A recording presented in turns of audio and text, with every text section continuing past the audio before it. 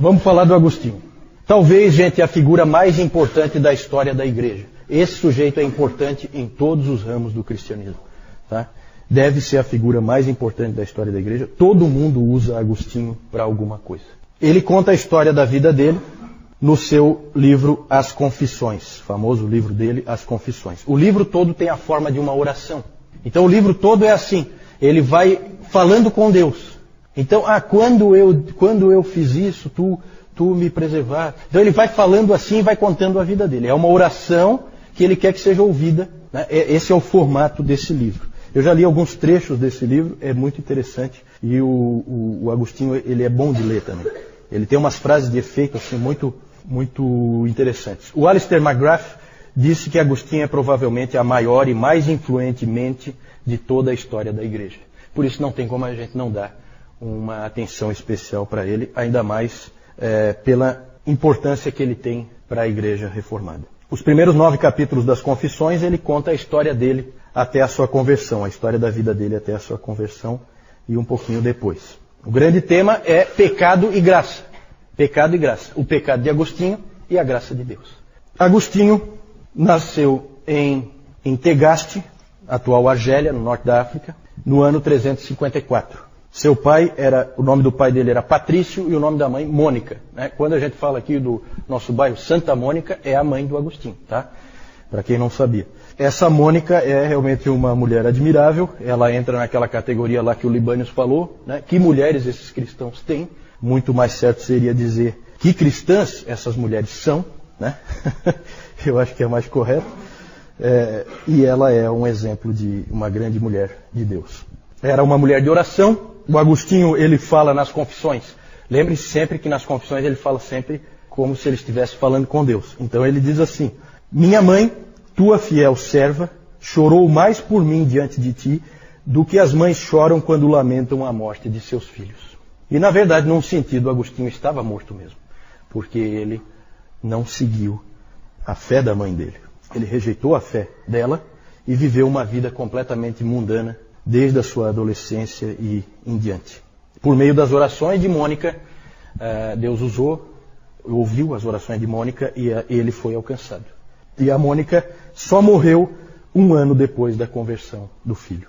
Mônica também é um exemplo de testemunho dentro da família, porque o pai dele não era cristão, Patrício não era cristão, e a sogra, sempre tem que ter uma sogra, né? A sogra também morava ali com eles, e também não era cristã, e os dois muitas vezes tornavam a vida da Mônica difícil, ela como cristã, especialmente a sogra, né?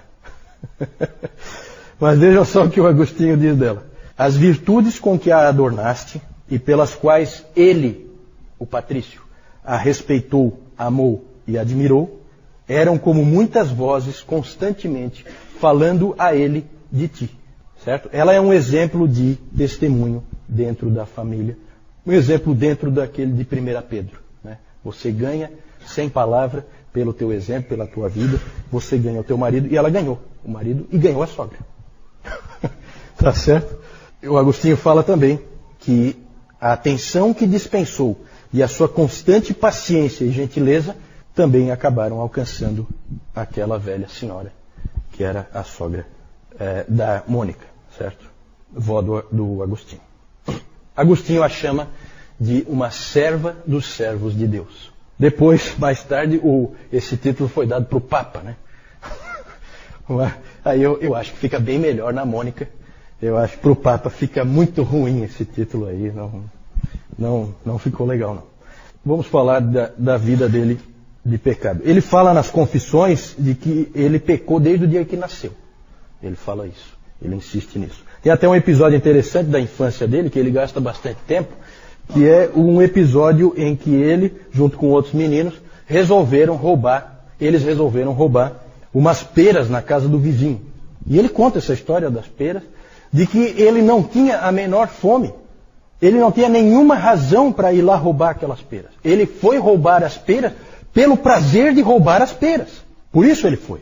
E isso é pecado. É o pecado na infância dele, né? Ele tinha prazer no pecado. E assim foi, ele na verdade, ele saiu da cidade onde ele morava e foi para a grande cidade de Cartago. no norte da África, e lá ele viveu então uma vida de imoralidade. Ele depois, mais tarde, teve uma concubina. Com essa concubina ele teve um filho, Adeodato. E então ele viveu uma vida de imoralidade. E ele começou a sentir que aquilo não era vida e ele queria sair, mas não sabia como. Inclusive tem aquela famosa frase dele: Senhor, dá-me castidade, mas não já. E isso aí, gente, por que eu estou falando tanto da vida do Agostinho? Porque na vida do Agostinho nós vamos ver a doutrina verdadeira sobre o homem, como o homem é. Deus fez questão de que aquele homem vivesse o que ele ia ler depois na palavra. Isso é muito nítido. Isso é muito nítido. Ele aprendeu sobre a graça através da vida dele e depois ele confirmou na palavra de Deus que é exatamente assim. O homem é assim. Eu não quero o pecado, mas eu quero. Eu não quero, mas eu quero. Eu sei que é ruim, mas eu quero fazer mesmo assim. E é assim que o ser humano é. Ele é escravo do pecado. Depois ele percebeu que ele podia ser grato a Deus pelos pecados que ele não cometeu. Ele escreve assim. Eu vou ler muita coisa que ele escreveu, tá? Eu atribuo, sempre das confissões, então sempre ele falando com Deus. Eu atribuo à tua graça quaisquer atos maus que eu não pratiquei. Então ele via também que, ao mesmo tempo que ele fez muitas coisas ruins, Deus impediu que ele fizesse coisas piores, né? E para quem não nasceu na igreja, quem viveu uma vida de pecado antes de vir para a igreja, sabe o que isso significa, né? Como realmente Deus preserva os seus eleitos.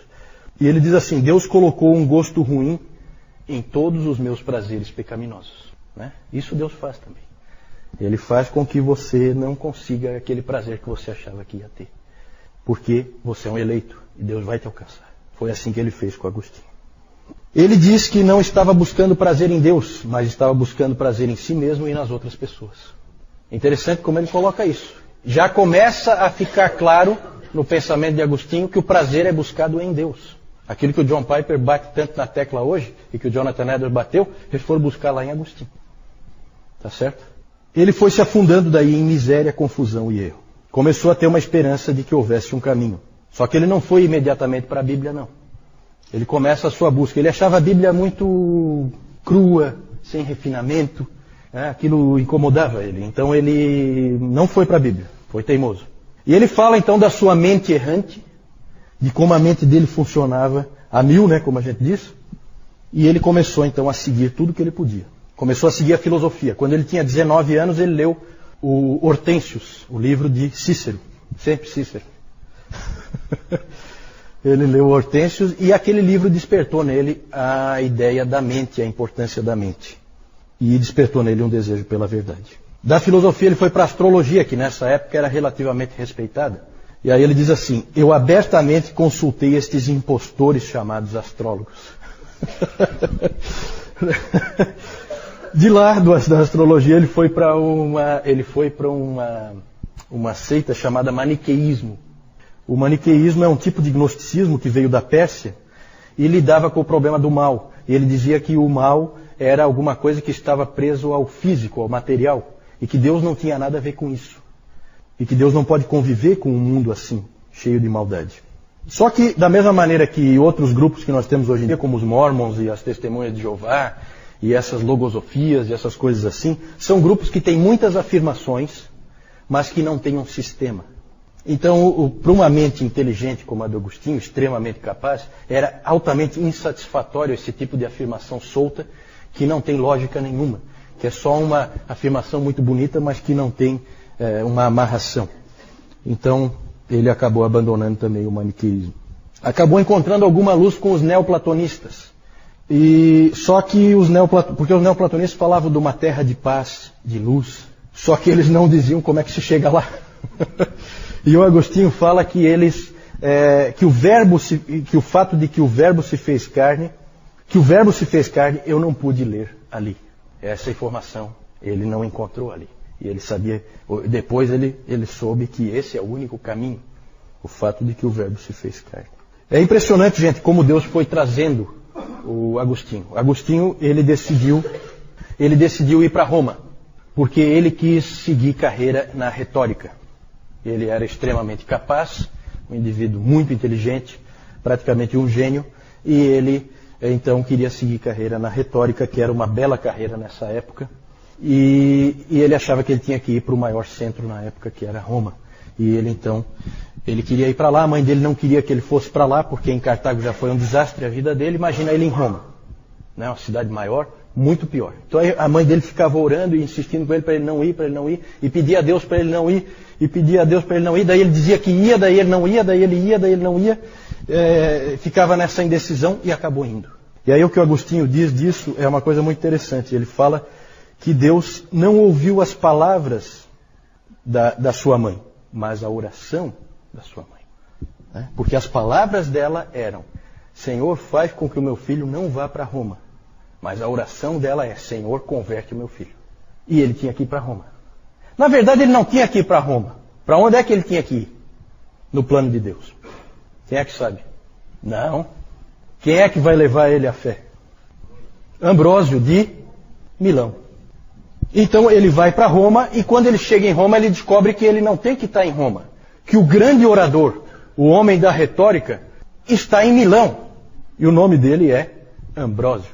Então ele vai para Milão. E aí ele fala uma coisa muito bonita. Ele diz assim: totalmente sem saber, eu estava sendo trazido por ti a ele, para que, sabendo, eu pudesse ser trazido por ele a ti. Frase bonita, né? E é bem isso mesmo que aconteceu, certo? Sem saber, eu estava sendo trazido por ti a ele, para que, sabendo, eu pudesse ser trazido por ele a ti. Ele se aproximou de Ambrósio, não pela fé cristã, mas porque Ambrósio era um grande orador. Só por isso. Veja que interessante. Mas aí ele escreve assim: eu comecei a gostar dele. A princípio não como um mestre da verdade, porque eu não tinha absolutamente nenhuma confiança na tua igreja. Mas eu comecei a gostar dele como um ser humano que tinha sido bom comigo. Vejam a importância do testemunho, vejam a importância dele ter sido bem recebido, dele ter sido acolhido por aquele grande homem de Deus que foi o Ambrósio. Enquanto em Milão, ele passou por diversas influências do Ambrósio e de outros irmãos ali da igreja que começaram a influenciar ele.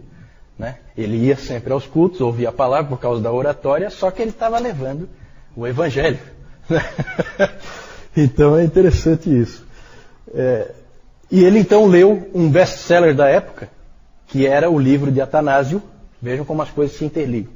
O livro de Atanásio, que era um grande best-seller nas igrejas, a vida de Antônio, o eremita. Certo? O Atanásio escreveu a vida de Antônio, e esse livro influenciou muitas pessoas, inclusive o Agostinho. Por fim, ele estava lendo a Bíblia. E para ele agora a Bíblia era um livro diferente.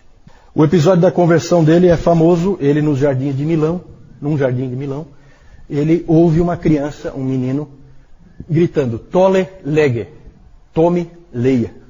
Tome, leia. Aí ele olhou em volta para ver se era alguma brincadeira de algum menino, não viu ninguém. E de novo: tome, leia. Aí ele estava na mão com um livro das Escrituras, o livro de Romanos, e ele então fez aquilo que a gente sempre é ensinado para não fazer, né? Pegou o livro e abriu num lugar qualquer, né?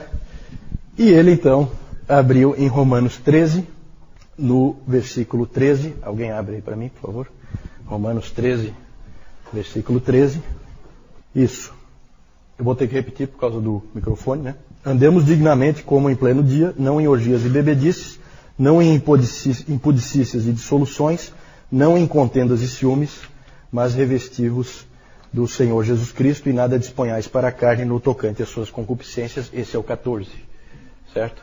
Então exatamente aquilo veio como uma facada nele, porque era exatamente o tipo de vida que ele vinha vivendo. Ali ele cedeu, ali ele entregou a vida dele para Cristo. Aos 32 anos ele era então uma nova criatura.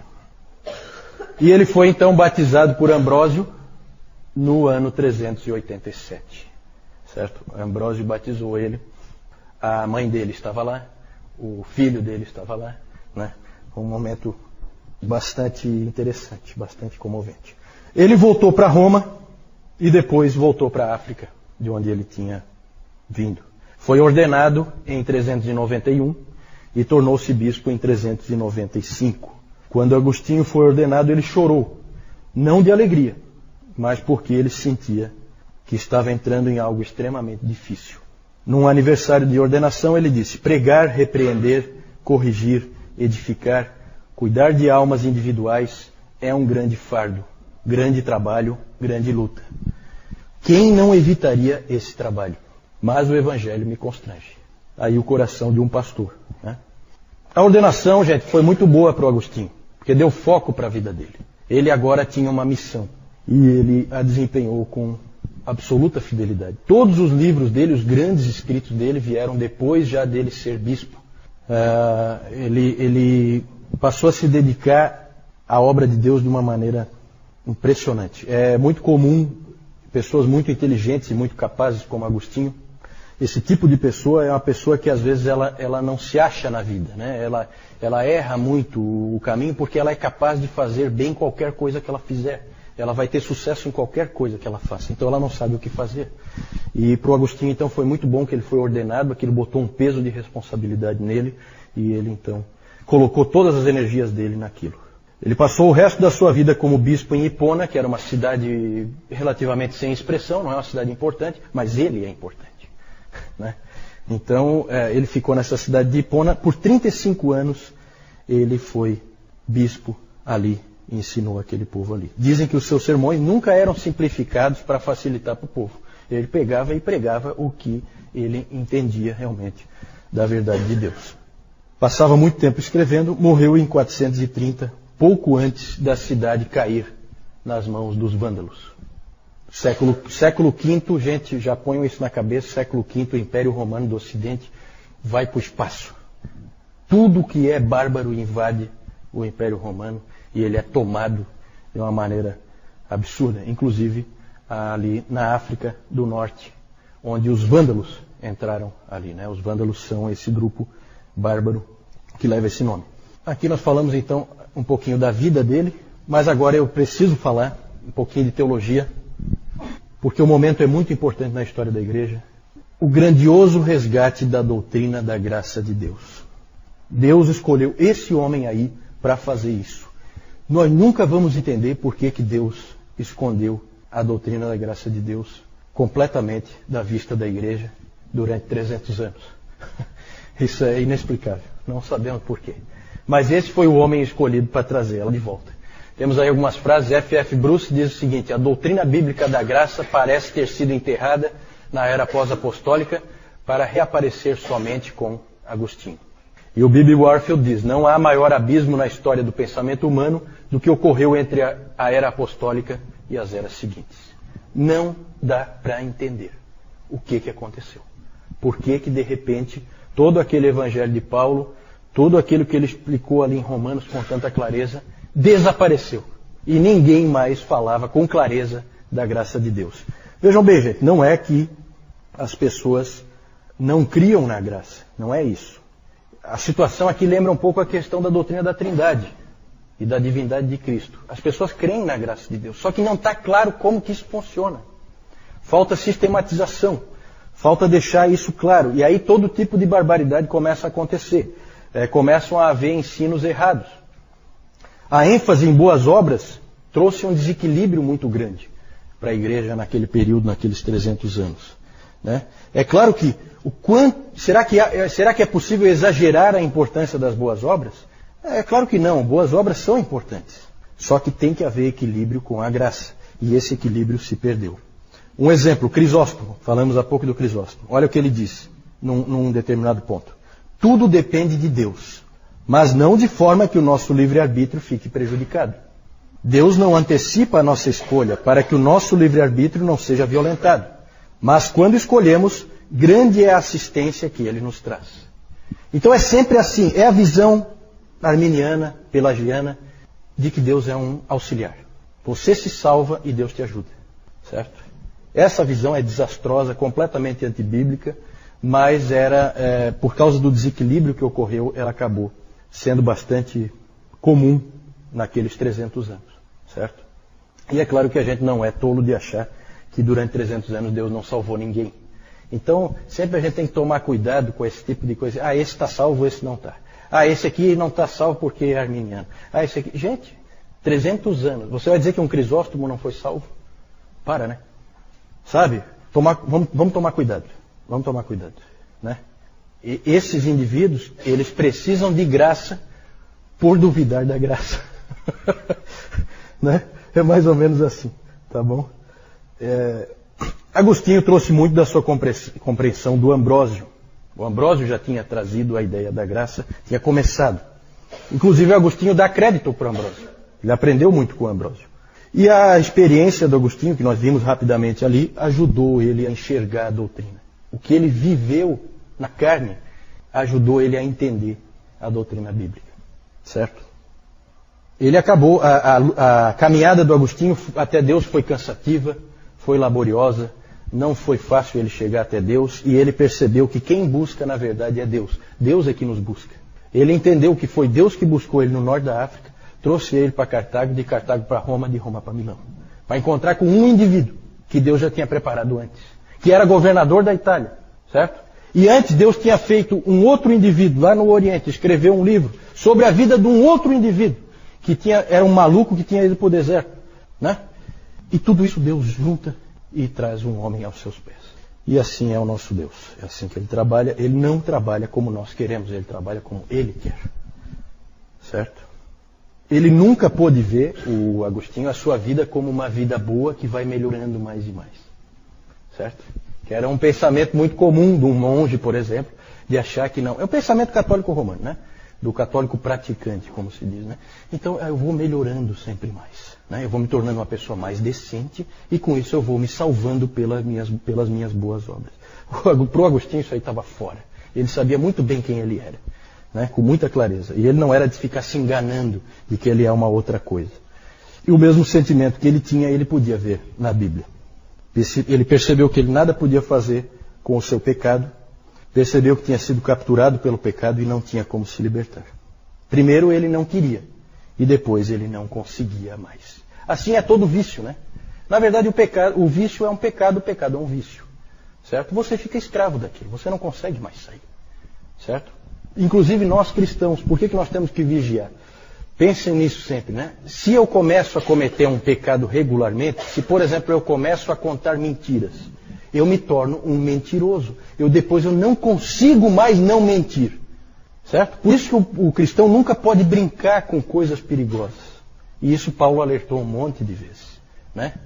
Todas as coisas me são lícitas, mas eu não me deixarei dominar por nenhuma delas. Certo? E é fácil ser dominado. Né? A fofoca, né? Vamos pegar uns exemplos assim, fora do mais tradicional.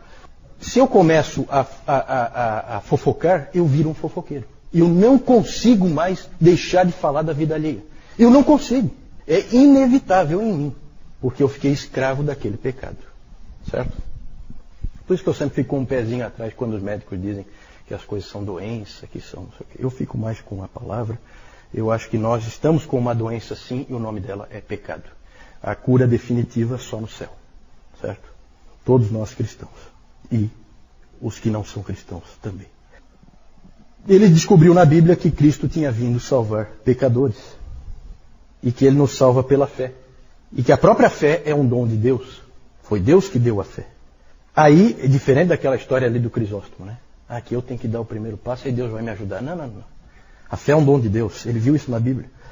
Aí ele descobriu na Bíblia que se Deus nos dá o dom da fé, é porque Ele nos escolheu. E Ele já tinha planejado nos dar o dom da fé antes que nós nascêssemos. Né? Então o Agostinho evidentemente pegou toda a doutrina bíblica conforme nós cremos hoje. Além do mais, gente, o que o empurrou a sistematizar ainda mais claramente toda essa doutrina da graça de Deus foi a controvérsia pelagiana. Pelágio é um sujeito que nós não sabemos se era um monge ou se era um leigo, provavelmente um monge, que veio das Ilhas Britânicas. Não sabemos se da Irlanda ou da Inglaterra. Ele veio para Roma e em Roma ele começou a trabalhar com os pobres. Ele queria ensinar aquelas pessoas mais simples, mais pobres, a serem bons cristãos. E ele ficou chocado com o que viu em termos de pecado que havia no meio das pessoas. Aquilo deixou ele bastante chocado. E ele também ficou profundamente chocado com uma coisa que ele leu lá em Roma, que foi as Confissões de Agostinho. Ele detestou aquele livro na hora em que ele leu. Quando ele leu o seguinte: dá-me a graça para que eu faça o que me mandas, e então manda-me fazer o que quiseres, ou com a forma simplificada que a gente sempre usa, né, dessa frase famosa do Agostinho, né, dá-me o poder para fazer o que tu pedes e pede o que quiseres. Né? Ele falando com Deus. O Pelágio achava que se as pessoas começassem a ouvir esse tipo de coisa, elas então se tornariam totalmente passivas e não buscariam mais a retidão, não buscariam mais o caminho certo, ficariam totalmente descuidadas na vida. Né? Nada mudou, né, gente? Continua essa acusação aí, totalmente falsa. O ensino do Pelágio era o seguinte, resumindo, né? Todas as pessoas nascem neutras, nem boas nem más. No pelagianismo não existe pecado original. Ninguém nasce pecador. As pessoas escolhem fazer o mal porque há muito exemplo de maldade em volta delas. Típico de religião natural, né? Ah, não, aquele indivíduo é bandido porque ele tem muito exemplo negativo na vida dele e tal. Ele dizia que há a possibilidade para cada um de nós de fazer tanto o bem como o mal. O livre-arbítrio que ele dizia. Às vezes ele chama o livre-arbítrio de a graça do livre-arbítrio. Porque começaram a acusar o Pelágio de não falar muito da graça. Pô, mas você não fala nada da graça. Daí ele assim, não, a graça do livre-arbítrio. Eu não consigo ver graça nenhuma aí, porque é o tal do livre-arbítrio, vocês podem ler o livro do Newton, é a graça do livre-arbítrio que leva as pessoas para o inferno. Né? Que graça que é essa? Maravilhosa. Para mim não serve. Ele dizia que você sempre pode escolher o caminho do bem e até mesmo pode atingir a perfeição. Por que não? É possível atingir a perfeição porque você nunca precisa fazer o mal. O F.F. Bruce disse que o Pelágio é o pai espiritual de todos aqueles que professam o credo popular inglês da justificação pela decência. Todos os discursos que incitam o homem à bondade, não, você tem que ser bom, você tem que fazer o certo aqui e tal, são discursos pelagianos. Né? Na verdade, eles apelam para o homem fazer o que ele é incapaz de fazer e que ele não quer fazer. Um discurso desse tipo, pelagiano, um agostiniano logo levantaria, mas eu não consigo. Ele logo diria isso. O Agostinho respondeu ao Pelágio, deixando claro que nós somos incapazes de fazer o bem e não temos nenhuma vontade de fazer o bem. A nossa vontade está corrompida. Nós temos o pecado original, que veio em Adão, ele pegou de Romanos, todo aquele ensino. A graça de Deus não está lá para nos ajudar, como se pensava. A graça de Deus está lá para nos salvar. Pelágio então respondeu que o cristão então podia fazer qualquer coisa que ele quisesse. O Agostinho retrucou, dizendo que a vida cristã é sempre um crescimento na graça. Costuma ser lento, com muitos tropeços dolorosos, mas o verdadeiro cristão crescerá na graça. O Pelágio, gente, queria que a igreja ele fosse um tipo de mosteiro com super cristãos dentro. Já o Agostinho considerava a igreja mais como um hospital com muitos doentes, alguns gravemente doentes, mas que estão todos melhorando de saúde, né? Pela graça. Mas continuam doentes, ainda com dificuldades. Né? Então é uma visão diferente. Perfeição só no céu. No meio dessa controvérsia, qual a resposta da igreja? A igreja pareceu aprovar o ensino de Agostinho. Só aparentemente, tá, gente? Por quê? Porque eles não podiam suportar o ensino do Pelágio. Estava muito fora. Só que ali, naquela época, eles na verdade estavam fazendo assim, ó, não, só existe Agostinho e Pelágio, então nós vamos ficar com Agostinho. Certo? Só que depois eles perceberam que não precisa ser só um ou outro. Tem um caminho pelo meio. E foi esse que eles escolheram. Certo? Chamado de semi-pelagianismo. A igreja pareceu aceitar a doutrina do Agostinho, só que logo houve uma reação. Da onde veio a reação? Principalmente na igreja. Quem é que gritou dentro da igreja? Não, isso aí não é verdade. Não é assim. Quem? Os monges nos mosteiros. Lembram que eu falei disso? Porque se o Agostinho tiver certo, e nós somos salvos pela graça, o que nós estamos fazendo aqui? A gente aqui cultiva boas obras para ver se a gente consegue, né, dar uma melhorada e garantir a nossa salvação. Gente, o sínodo de Cartago e o concílio de Éfeso aprovaram o ensino de Agostinho, mas depois em Orange, na França, deixaram uma porta aberta. Eles colocaram assim, ó, não, Deus nos salva, mas não sem a nossa ajuda. Isso é semi-pelagianismo, tá? Isso é semi-pelagianismo e acabou se tornando a teologia oficial. O Dr. Calhoun chama esse tipo de teologia percentual. Certo? A salvação é assim, uma porcentagem para cada um. Deus entra com uma porcentagem, você entra com a outra porcentagem. Pode ser 99% Deus, 1% você. Mas ainda assim é um modelo sinergista e, portanto, semi-pelagiano. A reforma, eu não preciso nem dizer, fez um uso brutal de Agostinho. Calvino chegou a dizer que Agostinho é totalmente nosso. Ele usou essa expressão na briga, o que não é verdade, precisamente porque o Agostinho ele é excelente na doutrina da graça. Mas em outras coisas ele deu umas escorregadas boas e a Igreja Católica usa muito do ensino dele sobre a Igreja, que não é tão auspicioso assim. Tanto que o Dr. Warfield, B.B. Warfield, disse o seguinte, que a reforma é, na verdade, Agostinho contra Agostinho.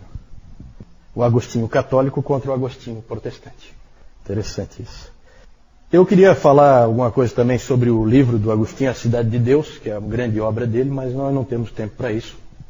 Nós vamos seguir em frente para encerrar com esse último item. Só aí algumas ilustrações aí do Agostinho e Mônica. Aqui o Agostinho, que ele teve um enfrentamento forte com os donatistas, porque foi bem lá no norte da África esse problema com os donatistas. E ali ele defendeu muito a doutrina da igreja, e ali que ele deu assim umas escorregadas para algumas coisas que nós não acreditamos.